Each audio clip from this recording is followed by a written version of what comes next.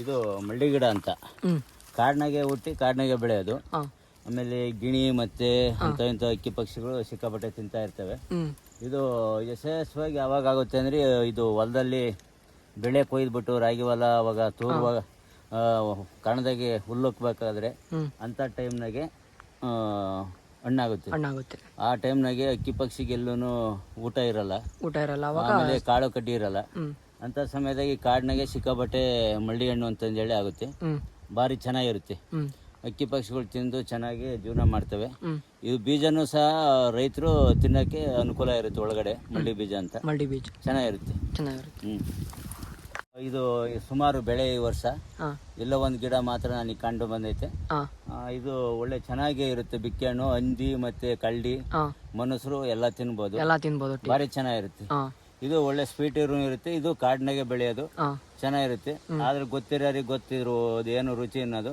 ಕೆಲವ್ರು ನೋಡಿರೋದವ್ರಿಗೆ ಅದು ಎಂತ ಭಾರಿ ಚೆನ್ನಾಗಿರುತ್ತೆ. ಕಾಡಲ್ಲಿ ಓಡಾಡೋರು ಮಾತ್ರ ಗೊತ್ತಿರುತ್ತೆ. ಕಾಡಲ್ಲಿ ಇರೋಂಥವ್ರಿಗೆ ಅಥವಾ ಹಳ್ಳಿ ಕಡೆ ಜೀವನ ಮಾಡೋಂಥವ್ರಿಗೆ ಮಾತ್ರ ಇದು ಬಿಕ್ಕೆ ಗಿಡದ್ದು ಬೆಲೆ ಏನಂಬುದು ಗೊತ್ತು. ದ್ಯಾದೆರೆ ಸೊಪ್ಪು ಅಂತ.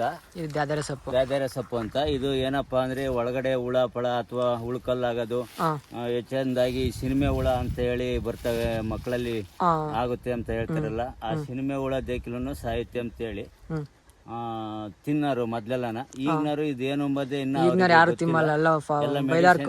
ಆಧಾರ ತಿನ್ನಕ್ ನಿಂತ್ಕೊಂಡು ಎಲ್ಲ ತಬಾಕ್ಸಿ ಸೊಪ್ಪು, ದಂಟಿನ ಸೊಪ್ಪು, ತಿರುಕಿಲೆ ಸೊಪ್ಪು ಅಂತ ಇಂತ ತಿಂತಾರೆ.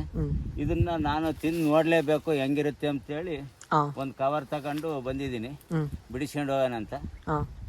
ಮನೆಗೆ ಹಾಗೆ ಮಾಡಿಸ್ತಾ ಇರ್ತೀನಿ. ಭಾರಿ ಚೆನ್ನಾಗಿರುತ್ತೆ. ಆಮೇಲೆ ಈ ಶುಗರ್ ಇಂಥದ್ದೆಲ್ಲ ಕಂಟ್ರೋಲ್ ಮಾಡುತ್ತೆ. ಶುಗರಿಗೆ ಭಾರಿ ಚಂದ ಅಂತ ಹೇಳ್ತಾರೆ. ಆದ್ರೆ ನಮ್ಗೆ ಅದೆಲ್ಲ ಏನು ಗೊತ್ತಿಲ್ಲ. ನಾವೇನು ವಿಜ್ಞಾನಿಗಳೆಲ್ಲ ಅಥವಾ ಡಾಕ್ಟರ್ ಅಲ್ಲ. ಒಟ್ಟಿನಲ್ಲಿ ಹಿಂದಿನ ಕಾಲದಾಗೆ ನಮ್ಮ ಅಜ್ಜಿ ತಾತ ಅವರೆಲ್ಲ 100 ವರ್ಷ ಬಾಳೋರಿಗೆಲ್ಲ 50 ವರ್ಷಕ್ಕೆ ಸತ್ತೋಗ್ತಾ ಇದಾರೆ. ಅದರಿಂದ ನಾವು ಒಂದ್ ಸ್ವಲ್ಪ ಗಿಡ ಗಂಟೆ ಸೊಪ್ಪು ತಿಂದ್ರೆ ಕಾಯಿಲೆ ಕಷಲೆ ಇದ್ದವ್ರಿಗೆ ಆಗ್ತದೆ ಅಂತ ಹೇಳಿ ಇದನ್ನ ದ್ಯಾದೆರೆ ಸೊಪ್ಪು ಅಂತ ಹೇಳಿ ಇದನ್ನ ಬಿಡಿಸ್ಕೊಂಡು ತಗೊಂಡೋಗೋಣ ಅಂತ ಹೇಳಿ ಇವತ್ತು ಕಾಡಿಗೆ ಬಂದಿದ್ದೀನಿ. ಕಾಡಿನ ಭಾರಿ ಚೆನ್ನಾಗಿರೋಂಥ ಸೊಪ್ಪುಗಳು ವೆರೈಟಿ ಸಿಗ್ತವೆ. ಆಮೇಲೆ ಈಗ ಆಯುರ್ವೇದಕ್ಕೆ ಎಲ್ಲ ಬಳಸೋ ಅಂದ್ರೆ ಗಿಡಮೂಲಿಕೆನೆ ಜಾಸ್ತಿ ತಗೊಂಡೋಗಿ ಮಾತ್ರೆ ಮಾಡೋದು. ಅದೇ ಮಾತ್ರೆನೆ ನಮ್ಮನ್ನ ಮೆಡಿಕಲ್ಗೆ 4 ಅಣಿ ಬಳದು 8 ಅಣಿ ಕೊಟ್ಟು ತಗೊಂಬಂದು ನುಂಗ್ತಾ ಇರೋದು. ಏನಪ್ಪಾ ಅಂದ್ರೆ ಸೊಪ್ಪೆ ಡೈರೆಕ್ಟ್ ಹೊಟ್ಟೆ ತಿನ್ನೋಣ ಬಿಡು, ನೋಡೋಣ ಏನಾಗುತ್ತೆ ಅಂತ ಹೇಳಿ ಇದೊಂದು ಸೊಪ್ಪು ತಗೊಂಡೋಗೋಣ ಅಂತ ಬಂದಿದ್ದೀನಿ.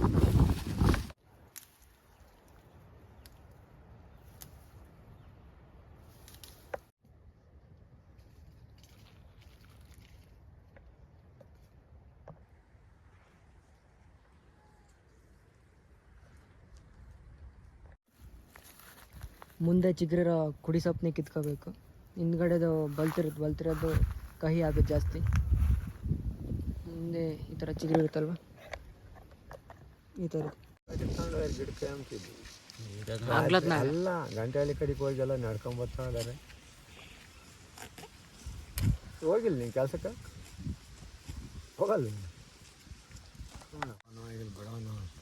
ಎಲ್ಲ ಮೈ ಮುರಕೊಂಡು ಇವಾಗ ನೋಡಿ ಎಲ್ಲ ಟೋಲ್ಡೆಲ್ಲ ಹಾಕಿಕೊಂಡು ಮ್ಯಾಪ್ ಅಲ್ಲ. ನಿಮ್ಮ ಕೆಲ್ಸಕ್ಕೂ ನಮ್ಮ ಕೆಲ್ಸಕ್ಕೂ ನಾವೆಲ್ಲ ಗಿಡದಾಗ ತೂರಿ ಬರ್ತೀವಿ. ನಿಮ್ದು ಹಂಗಲ್ಲ. ಎಲ್ಲ ಒಂದು ಬೇಕ್ರಿಗೆ ಕವರ್ ಹಾಕಿ ಸುತ್ತಬಿಟ್ಟು ಕವರ್ ಹಾಕಿ ಸುತ್ತದಲ್ಲ ನನ್ನ ಕೆಲಸ. ಐಟಮ್ ಮಾಡೋದು ಐಟಮೇ ಆಗಲ್ಲ. ನಿನ್ಗೆ ಇಷ್ಟು ಗಂಟೆ ಅಂತ ಇರುತ್ತೆ, ಬಂದ್ಬಿಟ್ಟು ಮಾಡ್ತಾರೆ. ಇಷ್ಟು ಗಂಟೆ ಅಲ್ಲ, ಇಷ್ಟು ಐಟಮ್ ಅಂತ ಹಿಂಗೆ ಮಾಡಬೇಕು ಅಂತ ಸಾಯಂಕಾಲ ತಕ ಮಾಡಬೇಕು ಐಟಮ್ ಇದ್ವು ಅಂದರೆ. ಈಗ ನೀನು ಯಾರನ್ನ ಮದುವೆಗೆ ಅಂದ್ಕೊಂಡು ಆರ್ಡ್ರ್ ಕೊಟ್ಟಿರ್ತೀಯ, ಅವು ಮಾಡ್ಬೇಕಾ ಬೇಡ? ಅಲ್ಲ ನಮ್ಮ ಕಾಲದಾಗ ಸುಖನೇ ಸರಿ ಅಜ್ಜ. ಅಷ್ಟೇ ಇದ್ರೆ ಸುಖ ಆಯ್ತು ನಿಮ್ಮ ಕಾಲದಲ್ಲಿ. ಅವತ್ತಿನ ದಿವಸ ನಾವು ಕುರಿಗೂ ಯಾವ ಎತ್ತಿ ಮಾಡಿ ಹೋಗ್ಬಿಟ್ಟು ಎಲ್ಲ ಸುತ್ತಾರಿವಾಗ ಇಟ್ಟು ಸಿಕ್ಕಿ ಸಾಕಾಬದ್ದೇವ್ರೆ ಮಧ್ಯಾಹ್ನ ತುಂಬ್ತಿದ್ವಿ. ಈಗ ಎಲ್ಲಿ ಅನ್ನನೇ ತಿಂಬಕ್ ಸಾಯ್ತಾರಿ ಇವಾಗ. ಈಗಿನ ಅಂದಾಗ ಏನೂ ಇಲ್ಲ ಅಲ್ಲ, ಏನೂ ಇಲ್ಲ ಅಂದಾಗ.